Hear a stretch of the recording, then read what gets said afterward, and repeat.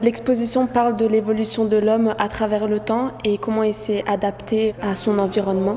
Voir une exposition en vrai, plutôt qu'en cours, c'est plus intéressant parce qu'on en apprend plus, on voit plus de détails. Un squelette aussi complet que celui-là, c'est très rare. Je trouve que c'est beaucoup plus intéressant de venir en expo. Ce qu'on voit juste en photo en classe, là on peut les voir en réalité. On apprend beaucoup plus de choses qu'en restant à l'école. Si on regarde juste ce tableau, déjà on n'a pas la même idée de Néandertal. Là, qu'est-ce qu'on se rend compte? Qu'il est plutôt assez fort, qu'il est costaud, qu'il n'a pas peur, qu'il est téméraire. Je pensais que les Néandertals, ils ressemblaient plus à des singes, donc ils n'avaient pas de cheveux, ils étaient poilus, ils étaient un peu noirs de peau, mais en fait ils sont comme nous. À l'intérieur de nous, on a entre 1 et 4% de gènes de Néandertal. Le premier sapiens, le premier homme, vous savez de quelle couleur il était? Il était noir. Il y a aussi autre chose, c'est qu'il a un gros nez. Pour s'adapter au froid, son nez s'est agrandi pour réchauffer l'air qui rentrait.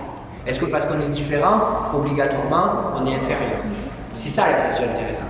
Ce qui m'a le plus surpris, c'est de se dire qu'ils faisaient les mêmes choses que nous, mais assez différemment en même temps.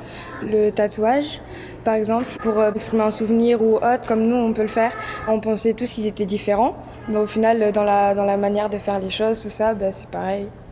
Je ne savais pas du tout qu'ils enterraient les membres de leur famille. Pendant 300 000 ans, Néandertal, il a traversé les âges.